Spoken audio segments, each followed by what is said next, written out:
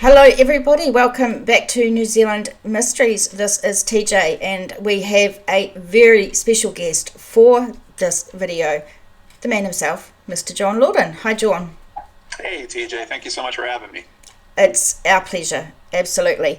So, I want to thank you for agreeing to come on such a small channel and have a chat with us. I'm a bit starstruck, guys. John Lordan was the first YouTuber true crime that I found, and when I found him, I binge watched all his shows. And really, I wanted, when I started a YouTube channel, to do it the right way with the compassion and the respect that you show in your cases and the families that you help. So, thank you very much for doing such a wonderful job and having that compassion and respect. It's amazing. Thank you so much, TJ. And that's part of why I try to help creators that are up and coming frequently.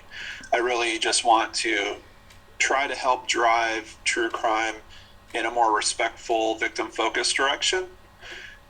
Because when I got started, it wasn't out there. And I'm just really happy that people have always recognized that and appreciated that about my content. And any time I can help someone else, hopefully stay on that path.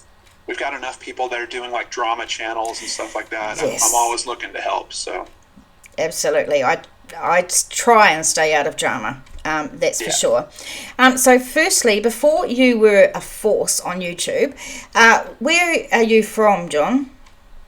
I was born and raised in Southern California, and being out there, you know, the entertainment industry is just a huge pull. It was something that I was strongly attracted to as a child. I just had a memory pop up about my next door neighbor worked for the California Highway Patrol, and during his off time, he would work on sets. And when I was a little kid, he came home with a signed picture of David Hasselhoff from Knight Rider for me. And wow. It was like magic, like just having that in my hand and like, oh my God, David Hasselhoff signed this, and he was there with Kit, and so there was something very strong just about the entertainment industry in general.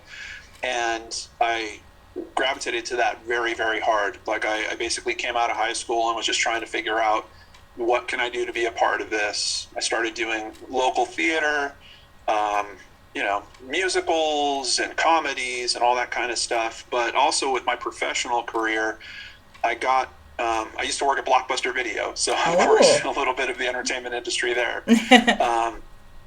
But then I got hired by a company, and I was always good with computers, and I started doing computer support. And that company got purchased, and they were downsizing, and they kind of gave me the option. They're like, do you want to stay with us because the new company will take you on, or do you want to take this severance package and go do your thing? And I was like, I'm going to take the severance package. And that kind of gave me a little time to try to get in with a studio, and that's exactly what I focused on. I was just hitting these studios, and 20th Century Fox is where I landed off of that job change. Big time. Yeah. So I worked there for between 6 or 7 years, and I was actually in the building from Die Hard. And it was on the 13th floor, which is strange because typically buildings out in California don't have 13th floors, but my office was on the 13th floor, and we were right next to the movie lot, and it was just this big energy, like just constant swirl of like, they're filming X-Files down there, and I see Sean Connery walking to the commissary to have lunch, and Denzel Washington sitting at a table. It was just, for a kid in his early 20s that just was already enamored with it. I was just having a great time there. But there felt like almost like this invisible wall between you're part of business and there's creative that's over here. And I can never figure out how to really make that jump. So I left 20th Century Fox, did a little more acting, got an agent, did a couple commercials and stuff like that. But I just didn't have enough saved to really stick that out. So swung back into IT. Worked for one company for a number of years, kind of going up through the ranks, became a manager and a programmer and some other stuff, and then moved into working for TV Guide, which was a big publication out here for a while. It was how you would get to see what was on TV and at what time. And outside of that, they would have articles about actors and actresses and all that kind of stuff. So I started feeling that pull again, and I was working literally on Hollywood Boulevard, right, right down where the stars are in the walk. And you've got Superman out there every day taking pictures with people and stuff like that. So the energy of Hollywood Boulevard was awesome. Then that company got bought. They got moved somewhere else. And I said, I want to get back to Hollywood Boulevard. So I got a job with Cirque du Soleil. And they were doing a show on Hollywood Boulevard. And that was the biggest dose of the whole excitement and energy, because I was now part of essentially the crew. I was still doing some IT work. I was also what was called a documentalist, which was someone that can basically watch the creation of a show and note everything that's happening, so that if they need to rebuild a set piece or something, they do it the exact same way, because you've got acrobats and stuff relying on that being a very specific way. But they are such a good company when it comes to creativity, fostering from within. I mean, even simple things like a notepad that you would get that was branded with Cirque du Soleil would on every page have a different note about how to be creative or how to reach for your dreams in some way. That's cool. Yeah, and unfortunately, the show didn't last. I think I worked there for about 2.5 years before it shut down. But while it was shutting down, a bunch of the cast was coming to me and they're like, do you know how to edit? Because we want to do some backstage videos and kind of remember this time. And I was like, yeah, sure. So I was teaching some of the cast members how to edit this anniversary piece that they wanted to do. And through that, I kind of fell in love with the whole process of filming. I mean, we had our own movie studio back there. There was a props department, camera department, sound department, and they were all friends of mine because I had that job where I was supposed to be interfacing with everyone and taking all these notes. And through that, I just had this push of, this has to be it. Like, I'm done with the IT thing. I'm going full-time creative, and I need to figure out what that is. So the show shut down. We did all of our goofy videos, and I started a YouTube channel. And I think those videos are still posted on my YouTube channel. I think if you sort by the oldest videos, you'll see them pop right to the top. But it took a while to figure out like what I wanted on YouTube. So I was once again, reaching back to the comedy stuff that I had from my youth, doing song spoofs and sketches and things like that. And I started getting a little bit of traction on some sketches. But it was really, when you go into a creative thing like that, you're also looking for inspiration. And I kept thinking about, what am I watching? Like what's grabbing my interest so much that I'm spending my own time doing it, and can I figure out some way to make that part of my job? And at that time, I loved Forensic Files and The New Detectives and all those kind of shows. They were just a regular staple for me. Same. But I was also watching stuff on YouTube, and that's when I came across the story of Elisa Lam. That was a hit. Yeah, and it's the video in itself. I mean, I can tell you could spend a lifetime analyzing that video. I mean, it's just, there's so much to see in what's going on with that video.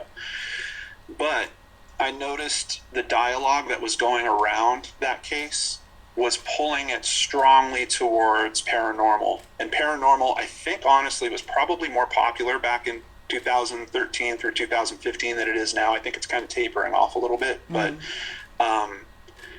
But I thought, I'm like, first of all, is this even real? Like, is this some type of Hollywood prank? I just came out of a career of working in Hollywood, and, I remember going to see the Blair Witch Project for the first time, and all the marketing that was done around that to make it look like it was a real documentary. Yeah. And I kind of had that feeling, just like, is that what's happening with this? And that was essentially, the first episode was, I just wanted to prove this thing was real. And Elisa had left so much of a digital footprint, it was very easy to prove that rather quickly. Plus, there was a lawsuit that was going on. If anyone has watched Crime Scene on Netflix, the way they edited that, they tried to make it look like I was kind of active at the time that this is all going down. And that's really not how it was. I didn't come into the Elisa Lam story until like early 2015 or something. So it's literally a couple years after the actual event. But I wanted to help pull that conversation, especially once I figured out, no, this isn't a Hollywood stunt. Then I had this feeling of, why is everyone taking this story and turning it into a ghost story? Like, we've got something very serious that has happened here.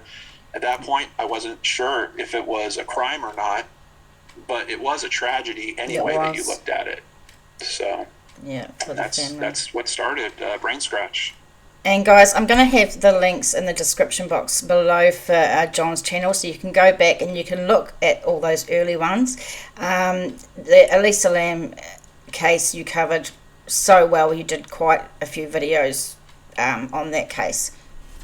Yeah, it was a lot of work, and it's in a point right now where I think the conversation is pretty well handled. You know, there's a couple odds and end things, like after the Netflix special, that people still ask about. But I don't really feel like, I mean, yeah, the helicopter flew over and it didn't notice that the lid was off. You know, like, how do you ever get to a conclusion or some type of deep analysis on that? Yeah. I don't know. So I really appreciate how Crime Scene told her story. They kind of did some things that I had actually done on the channel back at the time. We even had kind of a tribute episode where we took her own words, had an actress recite them, and then filmed around the Cecil Hotel and kind of put that all together. So, you know, it's one of those things. I don't know if I'll ever be completely separated from it. But in terms of speaking about it in depth or trying to do new analysis, I'm not sure where to go with it. So I'm pretty sure that that's done. It's like there's nothing left to go over. You've covered all the bases, you've covered all the theories and everything. So I get that. I do want to say, I mean, I'm talking to one person in particular, and he really thinks that there's some things that were left on the table from what Crime Scene did. And I agree. Like, I really wish there was more of a focus on the mental health aspect. I really wish that they had an expert, and I wish that she had a lot more camera time. But I wish that the focus of the piece kind of would open up the conversation for that a bit wider, because it's a very important component to that story, but it's a very important component to a lot of our lives. Absolutely. A lot of us are dealing with that ourselves, or we know people that are dealing with that, and any understanding that can be brought to that, I think that's the way to do it. So I agree. I work in mental health, actually. So conversations about that I really like, but I shy away from discussing mental health on YouTube, because I just sometimes don't know how respectful I can be and without hurting families. It's different in New Zealand because we've only got 5 million people, and when I make a video, the family are bound to see it. And it's very hard because I don't know where that line is not to cross, to be respectful and compassionate. So I find the whole mental health aspect something that are very, very hard to have a conversation about on YouTube. But maybe that could be a different thing that we talk about another day or something. Well, I would say just an important thing to keep in mind, and this is something that it took me a number of years to understand, is YouTube is a little bit like a mirror. It's a little reflective. So if in your personality you have that component, you have that compassion, and you put it out there, there's people that are going to see that and resonate with it, and they're going to stick around with you. And there's other people that are going to see that, not quite understand it, maybe be offended or just don't get it, and they're going to fall away. It's not, one thing that's beautiful about YouTube is we're not all really clamoring for the same people. We're creating our own communities based on things that we're bringing to the table. So yeah, I know it's really tricky. And I think with those components, like with Elisa, it was pretty much detailed. We had the list of her medications. We had her talking online about struggling with bipolar disorder.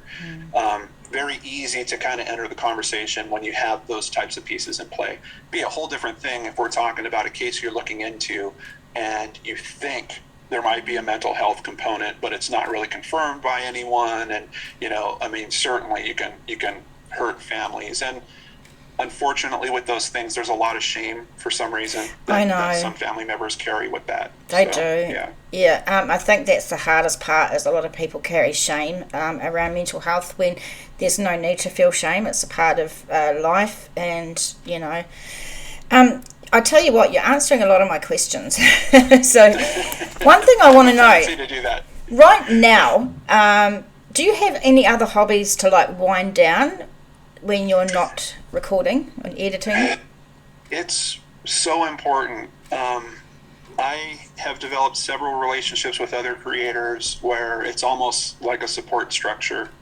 Um, and sometimes I'll see someone that's working, sometimes a new creator, someone I'm not even familiar with. And I worry that they're going to burn out because of the pace Yeah. they're going at, the tempo that they're working at. Um, I was fortunate that when I made the decision, I also financially said, okay, I've got to get the bills down. Like I stopped driving one car so I didn't have to pay insurance on it. California insurance is, pretty substantial. Um, so I took these steps, but I really treated it like I wanted it to be my daytime job.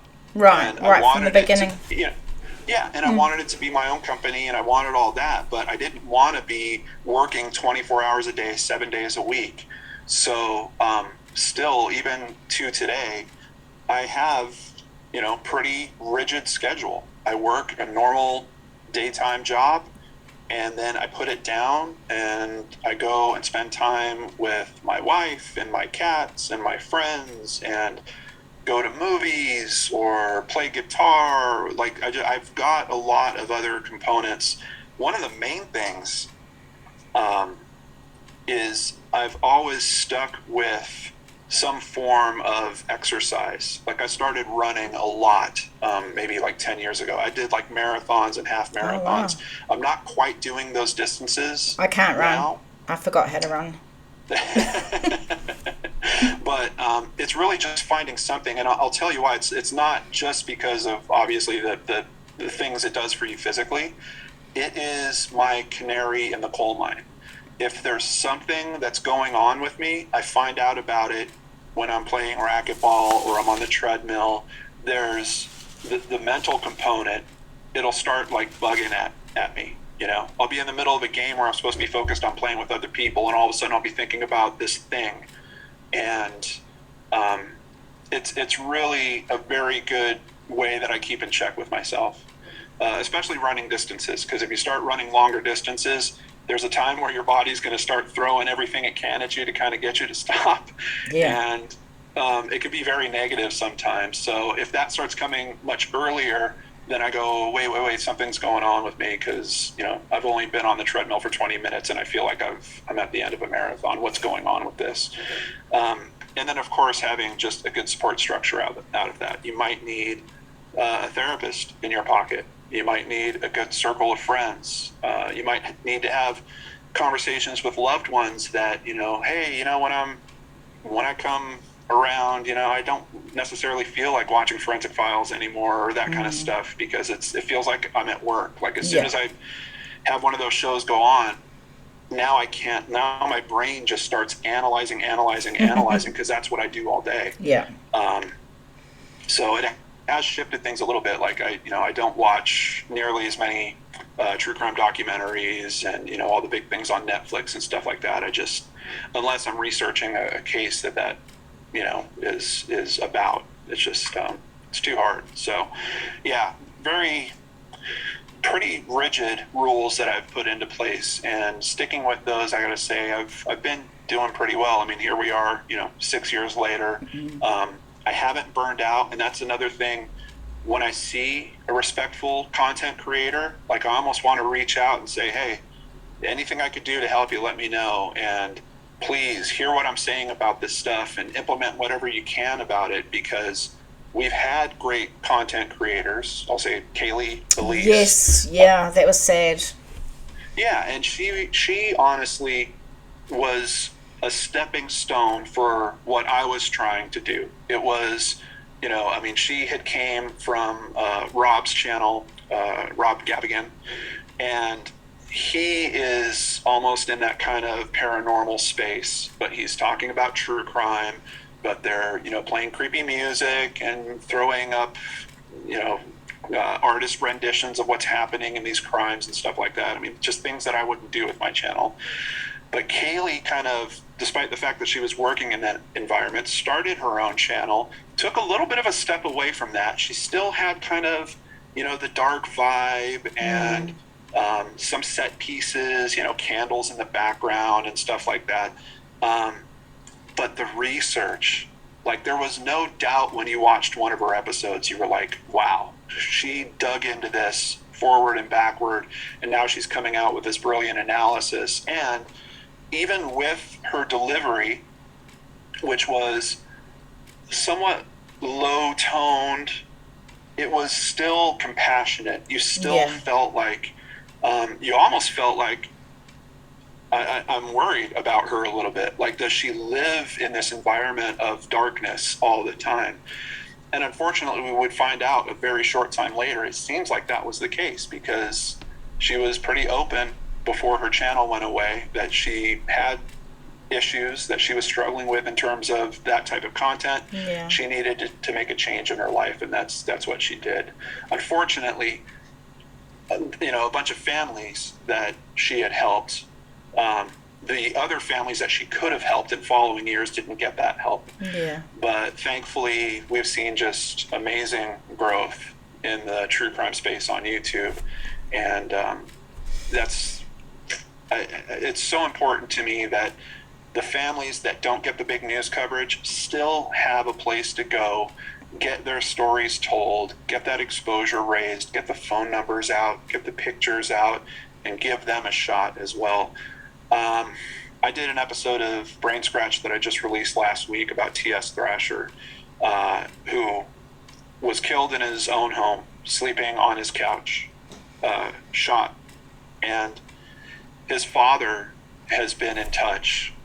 And the first thing his father, he was just pouring his heart to me, like, right off the bat. And he was just saying, just thank you. Like, I felt like I was alone before. I don't even know you. And I feel like, wow, someone actually cares, and they're trying to help me with this. So that's the main feeling that I want these families to get when we do coverage like we do here on YouTube. Yeah, I'm the same thing. I can't contact families before I do it.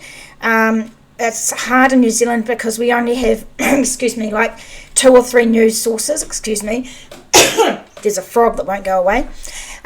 We only have a couple of news sources, so sometimes I have to make a video with just 2 articles. It can be really, really tough. But I have families coming to me all the time and thanking me for keeping the story alive, not forgetting the case or the person, the victim, and that's just lovely, and that's what motivates me as well. And I have got a job as well as doing YouTube. I can't be a full-time YouTuber. I wish I could. But I also didn't put a structure in place like you, because I thought that if I had a structure, then that ties me down to have to make an episode by a certain time. So I don't use that for me. I just leave it open and I make one when I feel like it. So there's not so much pressure on me. And that's how I deal with it. Yeah, that was a very specific choice. And I was looking into, other people that had gotten into social media and what were their recommendations about that stuff. And it was really about that process of self-discovery that I was going through, that I had to set a schedule and say, no matter what, I'm releasing something Tuesday and I'm releasing something Thursday. And just having that pressure of, I don't know what I'm going to do. Like, I have no idea what's coming out Tuesday. I'm going to do a movie review. I'm just going to watch a movie and then, fire up the camera and talk about it. That pushed me into trying all kinds of different content and then getting reactions from people on that type of content. And there's a lot of value in the comments that come in. Yes, there's always trolls. There's always people that are, there to just kind of feel like they're one step higher on the rung so they could just kind of knock you down. You've made it when you get trolls. Right. But if you read a comment and something with it really resonates with you or sticks with you, sometimes it takes you a little time to unpack it. And sometimes it's like I'm talking about being on the treadmill. All of a sudden that comment will kind of come sitting in my mind. And I go, okay, what is it that you're trying to tell me? Or what is it that I'm trying to still learn from this? Because it keeps coming back up. And sometimes it's even in a troll comment, maybe there's some little piece of what they said that is a choice that you made at some point, and you go, oh, you know what? Yeah, I could do things a little different. And that's what you find is actually stinging with you, is they're right about this little thing. Yeah. So are you going to change it? Are you going to address it? And that's something where the YouTube comments can be really helpful. But early on, when you're trying all these different things, I mean, it's a minefield. You're reading all kinds of nonsense, but you're also putting out nonsense. So it's Some of my early videos are kind of embarrassing, to be honest. I think I've come a long way, and I've listened to people's comments about how I present, and there's been times, I mean, it's hard to get your first 1,000 subscribers in YouTube. A lot of times when I felt like, is this making any difference? Why am I doing this? And then I would read a comment from a family member and hear their appreciation, and I'd think, oh shit, yeah, actually I'm doing something that's really worth it, and keep going. Well, and think about, especially if you're covering kind of lesser known cases and things like that. Like if you do a search on YouTube for a case or a person in a case, and you don't find any results, that's when I get fired up, and I'm like, okay, I need to do this video, because YouTube is the number 2 search engine in the world. There's Google and there's YouTube. So if there's someone that's interested in a particular case, there's a very good chance at some point they're going to go, oh, I better check YouTube and see if there's something on that. So for those families, it doesn't matter if you have 100 subscribers or 1,000 subscribers or 10,000 subscribers. Now there's a search result. And if you've done a good job and you're presenting the information and kind of compiling the news, even if you only have 2 sources, compiling it into as much of a complete story as you can, that could be super helpful. It's, we're always looking, yes, there's an audience component. Yes, you want to help raise exposure to a wider audience, of course. But ultimately it boils down to, is there someone in that case that cares enough that they're going to go looking for information? And if they do, and they find your video, can you be the motivating factor to actually get them to pick up the phone and to get that information into the authorities? Like once you put it on YouTube, yes, you could think of it as a little bit of a lottery ticket for that case, for that family. Right. Is someone going to come scratch it is the question, but now there's a chance. I also am very lucky because I have, I think, 8,000 followers on my Facebook page. And those guys are really good at sharing the videos out right across Facebook for me as well. So I really appreciate them. How do you choose a case? How do you decide what case you're going to do? It used to be fairly organic. Like I would do a video about a particular case, and then in the comments people would say, oh, this reminds me of this case, or John, you should consider doing that case. At some point, managing the comments kind of takes its own team. Like I literally have community managers that help me in terms of managing the comments. They're looking for people that are calling that kind of stuff out. But in most of my description boxes for my videos, I have a link in there now where people can go and submit a case right through my website. And it just goes to a simple Google form. And once a month, I download the data from that form. And I have a field on there about who you are that's reporting this case. Are you just a concerned citizen? Are you someone that's related to the case? Are you a family member? So I kind of look through that column first, and if I see family member, friend of the family, and I read the description a little bit, I'm like, oh, this is a missing person's mother. Those cases kind of bump up for me. Those cases get priority. Outside of that, sometimes I'll look at that, and sometimes it's just there's not enough information. if you only have a name as profile, like you can't do an episode of Searchlight on a name as profile. Like Yeah. you need to be able to pull together enough info. Sometimes that starts a process of me reaching out to the family and saying, do you have someone in the family that knows more about this case that's willing to come on, and we could do an interview with them and kind of flesh this out. So that's been something that I've been doing a lot more recently. Is I kind of have these super episodes now where the first 30 or 60 minutes I'm doing my usual format of going through the articles with everyone, and then after that we bring a family member on, and they might be on for another hour. I have some episodes that are up over 2 hours now, but they're very comprehensive, and that way sometimes you just have all these holes in the story when you're going through the news sources. Yeah, definitely. You get the family member on at the end, and they're able to say, oh, well, that's because of this, and that question you had, here's the answer to that.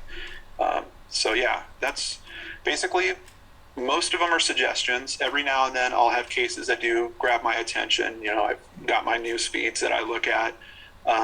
But many times it's suggestions that are coming either from friends or family members directly. Cool. When you started, did you have a team, or did the team come later on?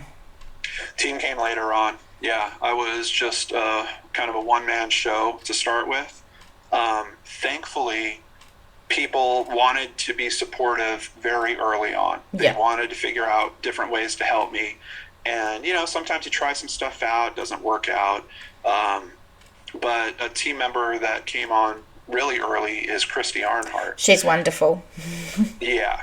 And she's literally my right arm at this point. I mean, she started by just saying, hey, is there some way I can help you? And I said, well, Christy, I'm getting to the point now where I had a decent number of cases I had covered, and I didn't have a good mechanism figured out for, how do I keep up with these? Like, if there's updates on all these cases, how do I keep up with that? Yeah. So she was like, well, I can go ahead and set up Google News alerts, and anytime there's an update, it'll send me a summary of what that is. I'll take a look at it, and if I think it's something you need, I'll go ahead and pass it over to you. Interesting. That's cool. Yeah, and, at this point, I literally can't even count. Like, I might be coming up on, I know I'm over 1,300 videos or something like that. I've got to be getting close to 800 or 900 cases that I've covered. It's a lot. So just having that kind of backup and having someone that's watching your back in that way was amazing. And she didn't ask for anything. She was just doing it just to be helpful. And through that, dialogue opened up about, hey, I want to help you with research. Is there some way that I could do research on a particular case? I've got this case I'm really passionate about. I'm like, yeah, sure. And that kind of grew to, I was doing Case Cracked, which is one of the few shows I do that's relatively scripted. And I was like, Christy, you want to try to write an episode? And let's try to work this out together. And by the way, channel's successful enough now that I think I could start paying you per script, and let's see if we can keep that going. So at this point, she's associate producer, writer on Case Cracked, co-host on Case Cracked. Yeah. She now comes on for a segment at the end. She's kind of in charge of the community managers. She has community management tasks she does where she goes through the reports and kind of filters that information up to me. And live streams. She's always in the live streams to help with moderation. She's really just become such an important part of the channel, and at this point, the channel just wouldn't be the same if Christy wasn't a part of it. So, and now we've kind of expanded that out. Like I mentioned, we've got community managers, and some of them in particular have become very close, and they're kind of almost following that same pattern. They have a particular case that they're interested in. Let me do some research on that, send it in to Christy and John. They turn it into a show. So I'm pretty excited because I think some of them are going to develop even more. Catherine Pear, who runs or helps manage a Facebook fan page, has now become a writer on Seriously Mysterious. She's done several episodes. She's working on a Case Cracked script right now as well. And it just feels great to be a place where I can kind of help nurture and develop people's talent like that. Oh, that's so cool. Yeah, I mean, it's a great feeling. And it's like, hey, you know what? You turned in a great script. here's your payment for it. And is there another case that's grabbing your heart? Let's go ahead and do some coverage on that as well. And Gwen Behringer, I also have to say, she's written some scripts for Seriously Mysterious that are just fantastic. So we're really, really fortunate. I've reached out to a few blogs as well. We're doing partnerships with them for content. It's a lot. It's a lot of content. We're doing 4 shows a week. Yeah. So, sourcing it has kind of become its own task, but it's also fun because the best type of success is success you can share with others, and I'm just really enjoying that. So big shout out to John's team, because I've seen the work that they do, and it's amazing. I forgot the question that I had. Oh, it was about Secret Studio and about Seriously Mysterious. What made you want to do a podcast? I had done 3 Men and a Mystery and Crime After Crime, which is Crime After Crime is just a monthly podcast that I do with Danielle Hallen, who's another big true crime YouTuber. I know. But that actually kind of started as that kind of support group mentality I was telling you about. Like, Danielle and I were like, let's do something that's fun, that is kind of in the true crime vein, but something that's not going to be too heavy, where we're basically picking up another story and doing a real hard story every month. Yeah. So we kind of aim for the lighter crime stories, things that we can have a little fun with, and that's kind of turned into its own thing. Honestly, Seriously Mysterious really came about because YouTube can be very tough on the monetization front. There was a period of time. Yeah, I mean, I know. There was a period of time there. It's actually gotten a little bit better, but about a year ago to 2 years ago, it had no comprehension at all of true crime. It just did not understand the format, didn't understand the genre, and certainly didn't support it. And you wouldn't know. Like, you'd upload a video and you wouldn't know if you'd be able to monetize it or not. Like, YouTube would just randomly say, nope, you can't monetize this. So honestly, I was just looking in different directions for spreading the assets and trying to open up other channels and seeing what we could do with that. And honestly, Spreaker has been great to work with. I haven't had any issues with them on any of the episodes with them saying we're not going to run ads on this or something like that. Yeah.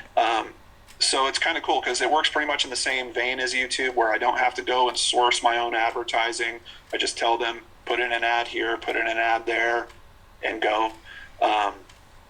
So it's been pretty cool. Through that, the Secret Studio idea kind of came about, which was effectively a live stream where I do the recording with a kind of a live audience while I'm doing the recording. It's so fun, guys. If you can come to a Secret Studio filming, you've got to do it. Yeah, well, and there was things that kind of naturally progressed with that too. Like, all of a sudden, we kind of gamified, like, when I screw up. So if I'm doing the reading and I screw up something, we call it a ding, and there's a counter, and they hear a little bell that happens, and then in the chat, all of a sudden, they'll start throwing little bells at me. And then after we do the work of the show, the recording session, we usually kind of hang out and have game time where we play a game on screen together. And that all kind of evolved from me doing live streams back when the pandemic started. I was doing these kind of true crime game show live streams where I was having different true crime guests come on. We were playing Jackbox games together initially, and then we kind of changed it into a true crime trivia format.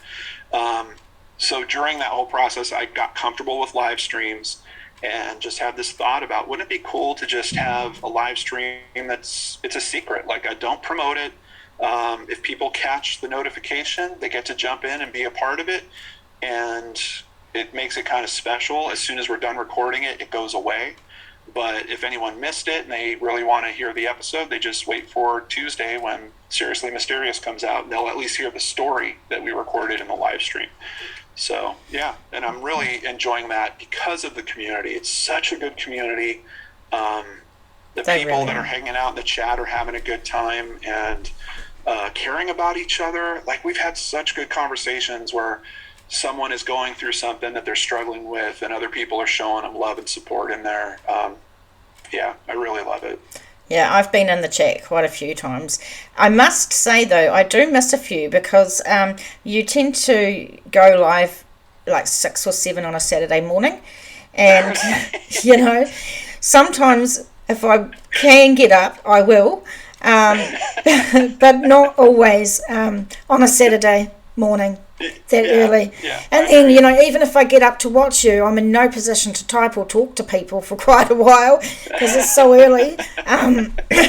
But yeah, I do enjoy those. So what day, like for me, Secret Studio is very early on a Saturday morning. What day do you do it and where you are? It's a Friday afternoon here, so Okay. it's kind of the end of my work week usually. Sometimes we'll do it on different days, but I kind of like it in that place because I really work hard all week, and it's something to look forward to in terms of starting my weekend. Like I go through this process of okay, I'm doing my last story for the week. I'm doing it with a bunch of people that like being here. We like spending time together. Then we're going to play some games after, and literally 95% of the time I shut off the camera and I'm into my weekend. Like I'm going to see friends or going and grabbing a beer. I mean, Yeah. just that launches right into the weekend for me. So yeah, it's really special, and I think you can feel that energy come off me. Like Yeah. I'm usually quite a bit different than the type of John that you see in the edited episodes, but Absolutely, because in the you're engaging with the people in the chat and you're relaxed and having fun, and it's not a John that is serious like we usually see when you're presenting cases, I guess. And I just think it's really nice that you engage with your members and have a bit of fun with them. Some YouTubers don't, you know. Are there any trends on YouTube that concern or worry you? yes, like I briefly touched on it at the start, but the easiest grab at attention that anyone can do is being angry. As a matter of fact, there was a whole trend of angry YouTubers. A few of them are still around, and they kind of, I think it's really the video game ones that are still around. There's like the angry video game nerd, there's Angry Joe. It's, if you've ever done improv training, um, it's just the easiest thing to go to.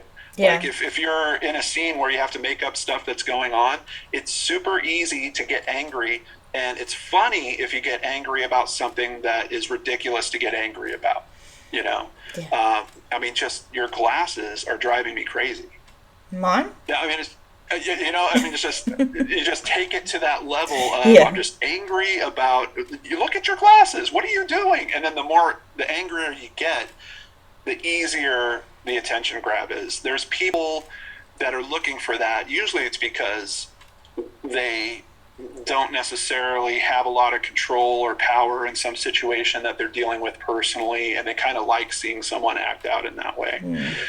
Unfortunately, we've seen a push that happened with true crime where it got respectful and a bunch of respectful creators flooded in, and then it got a little bit crowded, and creators are looking for simple tricks to get them more subscribers, get them more views, and they go pulling for the angry trick. Well, who are they getting angry at?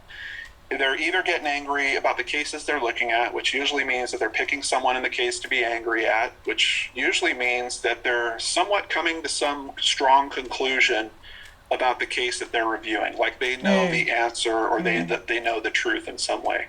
And if you're really interested in doing this type of work, that is like number one no. Like you can't put yourself in the spot of being the expert. And unfortunately, there's a lot of communities on Facebook that kind of fall into this, where they'll have a private group. Typically there'll be a few people at the top. They all talk to each other and spin each other up into thinking that they have the line of truth. And then anyone that comes in and butts up against that, they eject them, or they harass them, or they belittle them. So unfortunately, lately with YouTube, we're seeing some content creators that are kind of pushing that direction too. They're just getting angry, then they're getting angry at other YouTubers, and have really simple mechanism that I'm seeing a lot of, and I just can't wait for it to die out. I'm fully confident it will, is feuds that are happening between true crime YouTube. Like, I know. I don't get it. In terms of content, what kind of garbage is that content? Like, you're taking time away from actually talking about the case, from maybe learning more about the victim and sharing that, or learning more from the family and sharing that, and you're turning your time and focus and energy to, oh, there's this other YouTuber, and I'm going to start a fight with them, a virtual fight with them, and we're going to go back and forth. I mean, there's, unfortunately, when people see something that can bring them attention, there's people that are going to come into that looking specifically for attention, as opposed to people that are looking to really be a force for change, or be a force for good, or be a voice for the voiceless. And that's where we're struggling a little bit right now, quite honestly, on YouTube. Yeah. So, I've learned different things as I go along, and I'm still learning because I'm still quite small and new to this. So I'm learning every day. I try now to be objective, not one-sided in any of the cases I cover, just want the facts and that's it. And, other people can take what they want from that. I did a silly thing and commented about some drama going on in the YouTube community, and I got a lot of hate and bullied for that because I didn't have the opinion that some others do. So that's, to me, absolutely ridiculous. Absolutely stupid. I think if you're going to do crime, you do it properly and you do it in the right way. And drama doesn't have anything to do with it. It shouldn't be a part of true crime. It's got no place. No. And what's really important is you're recognizing that you did something and you're viewing it as a mistake, because you learned that effectively, if you enter the conversation that is what we deem drama, you're throwing wood on the fire. Yes. There's no way to get out of that where you're going to. I tried, like, early on, when I would have trolls or haters or stuff like that. I was like, you know what? Because my audience wasn't that big at the time. I could spend time interacting with them and having back and forths. And I was never coming from a place of being upset with them. I was always coming from a place of, hey, I can see you're upset about something. I'd really love to understand your point of view. Yeah. Like, can you help explain it? Can you? And very frequently, it would boil down to a belief structure with them. It'd be super rare that it would be like, well, here's the information you don't have, and here's 5 links you need to look at, and now you'll be able to see it from my side. So I learned, like, for every 10 people where I would really engage them and try to see the other side and maybe bring them to mine or help alleviate whatever tension they thought that we were having, it wouldn't work like 9 times out of 10. 1 out of every 10, I might get someone that goes, oh, okay, I see what you mean. And then a few months later, they'd be right back on the earlier position that they were on. Like, it has such a low success rate. Yeah. It's because that's not what they're looking for. They're not looking to de-escalate.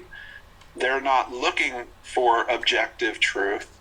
They're looking for emotional empowerment. And I said it before, the easiest, silliest emotional empowerment you can get is to pick to be mad about something. Absolutely. And I think we have a responsibility as creators, and unfortunately I've seen some that get a lot of views for their negative opinions or whatever, and a lot of people flock to that type of thing.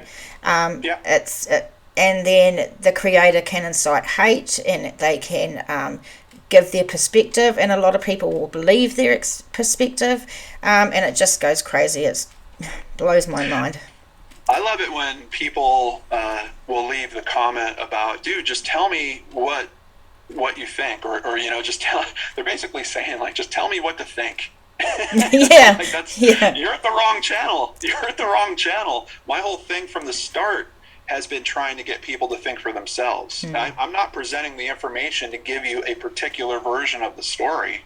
I'm presenting it and I'm showing my sources so that while you're watching it, you can decide for yourself, is that information reliable? Because that's coming from a blog. Oh, wait, this other one's coming from a local news source. That might be more reliable. And through that process, I really believe that if someone engages the content the way I anticipate they will, they'll form their own conclusion, and they won't have me kind of steering the ship and, hey, look, we all landed on the same island. Like that's, I don't think that's helpful to the cases. I don't think that's really servicing the case as well. Do you think, like, it seems like there is a lot of channels starting up for true crime. Do you think it's better to have more people so that cases can be heard, or a smaller amount with the quality of the cases that go out and the quality of the work and research? That's a really, really good question. I think I got to point back, and I really still believe this, even with as many creators as there are now. There are people that are going to watch your channel that aren't going to watch mine. And there's people that are going to watch my channel that aren't going to watch Gray Hughes or Danielle Hallen. So for me, I think there's even value in having multiple creators touching on the same topics. And I try to steer away from that. I don't do it a whole lot. I every now and then, I mean, I could see that you've done videos on Summer Wells. That's a case where it's like, it's all hands on deck. Like, we need everyone to raise exposure to that. We need everyone trying to find that little girl. So some of it gets too much, though. Sorry to interrupt. Some of the coverage on Summer Wells is gone a bit too much and a bit too crazy for some reason. Yes. For some reason, it's pulled into this analysis of her family. And the thing is, like, when I presented her story, those questions about the family, they're all in there. They're all implied in the layout of the information that you're going through. A little girl is missing. They did a substantial search effort around her home. They couldn't find her. Do you really have to tell people, hey, we should be considering some family involvement here? You shouldn't even have to say that. But now we have people that are literally putting content up for hours on end, analyzing, hey, we're going to go through the transcript of her father's latest interview, and stuff like that. And I just, something I always really fight to push, remember for myself, but to also push with the true crime community. We're not talking about a football game. We're not talking about sports. There is no trophy or prize that you're going to get for, oh, I told you guys that was going to happen. Watch my YouTube video from 3 years ago, and you'll see that I was right. Yeah. Well, good for you. That does nothing to actually help the case. That does nothing for anyone except for you. And you can pat yourself on the back all day about that. So that's the thing. When I see content, and honestly, that's not just YouTube. Like, I see content that's mainstream as well, where I'm just like, what are these people doing? Yeah. So yeah, that's just something I really want to put out there. Sarah Turney told me recently, I can't remember if it was on Twitter as a DM or if it was just a tweet that she had put out. But she said, I think we're going to look back at this time, and there's a lot of people that are going to be really embarrassed about what they're doing. And I think she's absolutely right. I think so too. I hope so, to be honest. Because some of them have no shame and no decency, in my opinion.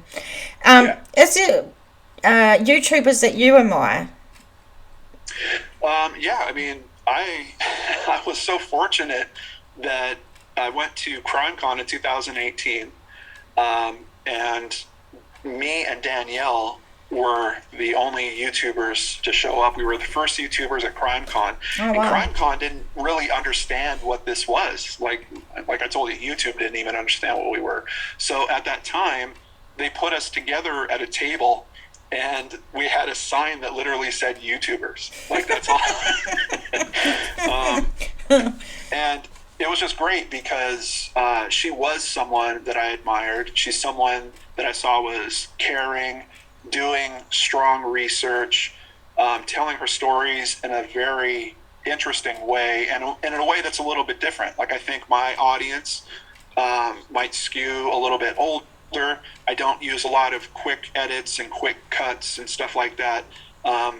So I was really stoked just to get to meet her. And we were sitting across from a table that was selling some type of podcasting service.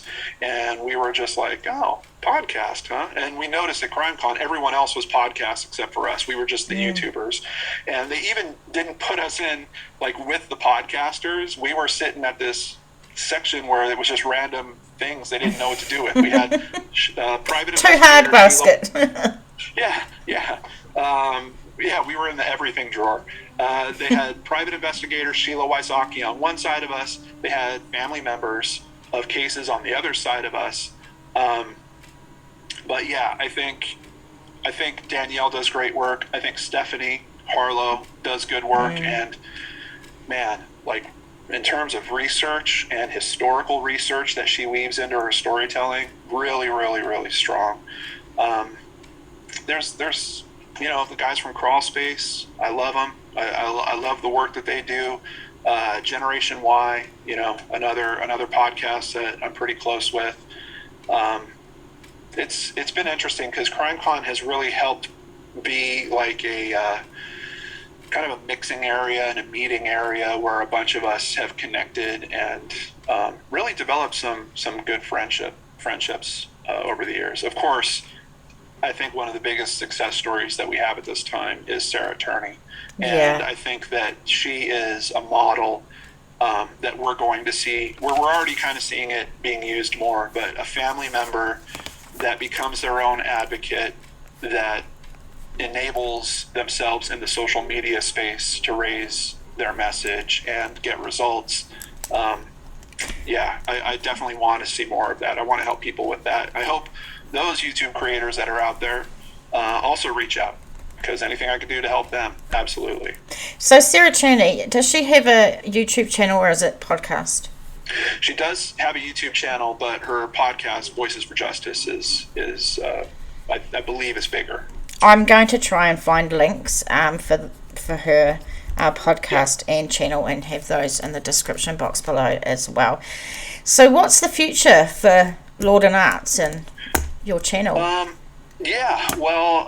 I've recently, the channel's going to keep going like the channel goes, but I've recently struck up a partnership with a company that is going to format my material for Facebook in a way that's a little bit different. Okay. So I'm excited to see how that goes. I've seen some samples. They've sent me many different samples, and it's cool and it's different. Like I was saying, how Danielle kind of caters to a bit of a younger audience. This format of my content is certainly catering to a younger audience. So kind of curious to see what happens with that.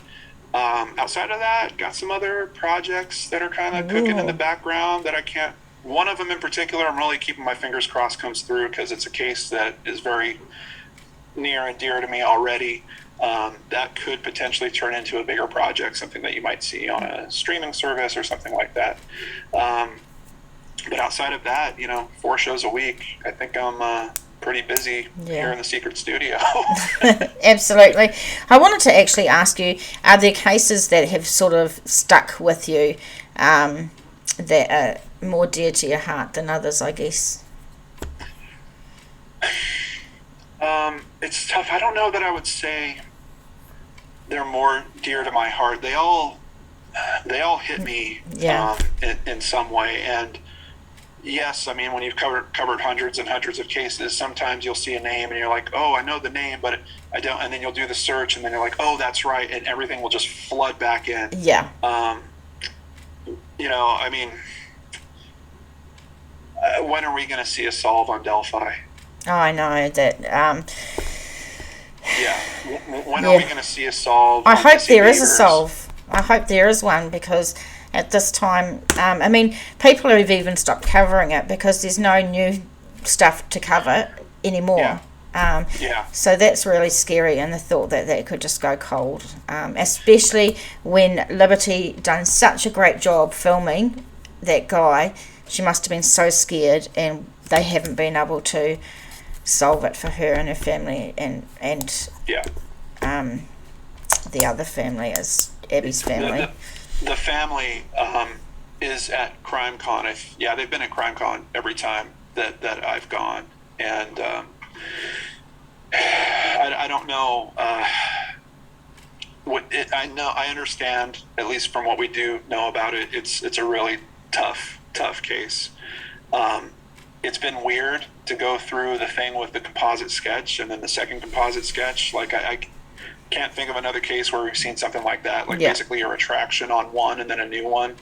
But the cases where life, I mean, that's the thing about all the cases. Yes, life is cut short, but when it's cut short for a child, like, just, I think back at my life and some of the stupid things that I did and the mistakes that I made and the lessons that I learned, and you just feel like that's the biggest tragedy, that the future is taken from them. All those opportunities, first loves, first losses, families that they would have had for themselves, dating, marriage, everything. I mean, just think of all the ups and downs that are wonderful about being alive, and those things all being taken from the will of someone, taken away from someone else, and especially someone so young.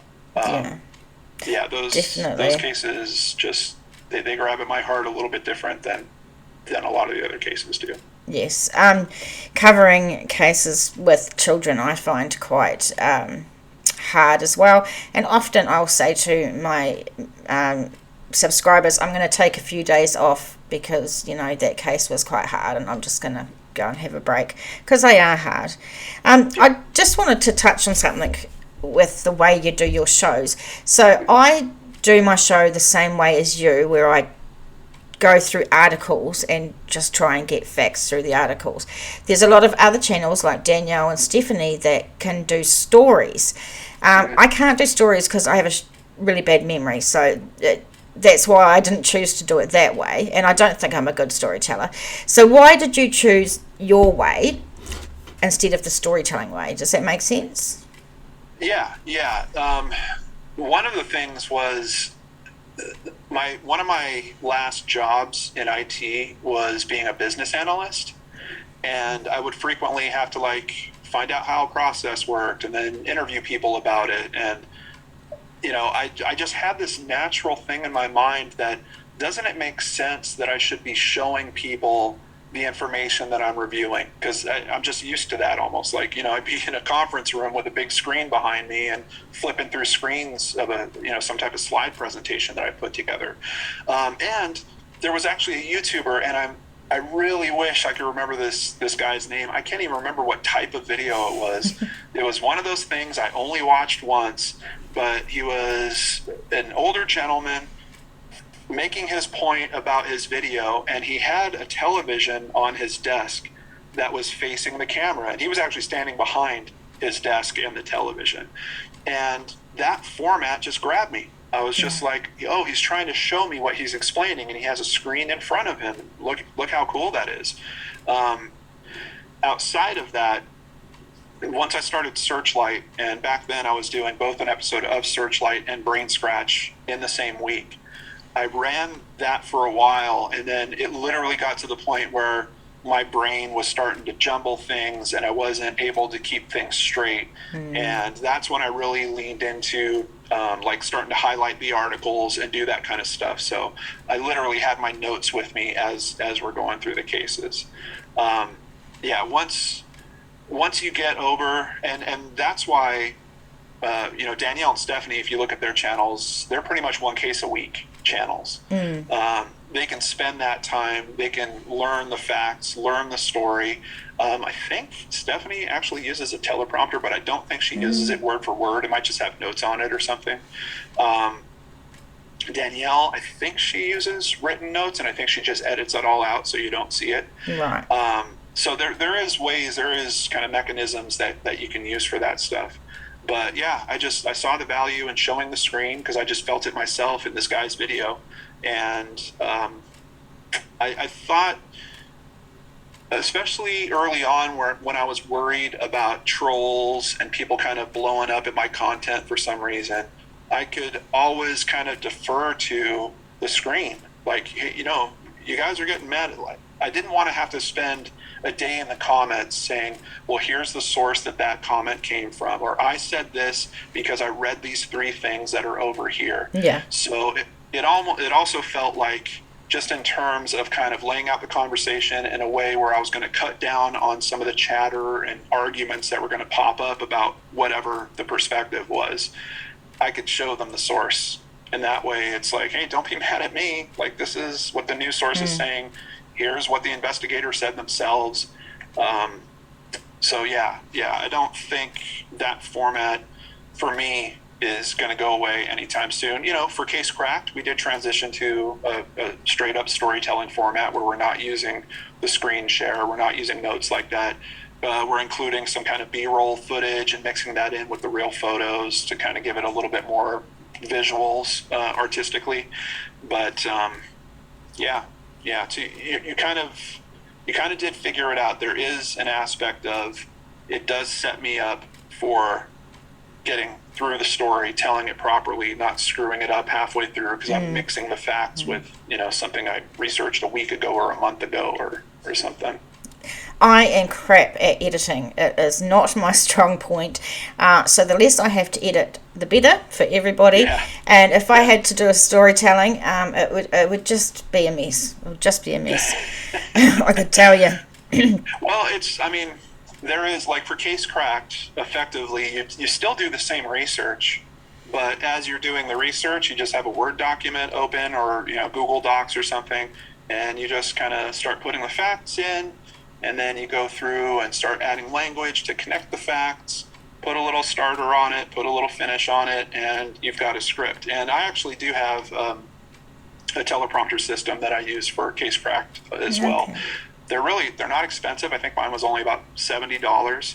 It fits on a tripod. There's a little webcam inside of it. It's got a big sheet of glass, and you use your cell phone. There's an app that you use on your cell phone for running your script, and you can use a little clicker to kind of pause the script or speed it up. And are you taking notes right now? Yes, I am taking notes. Can you see me writing?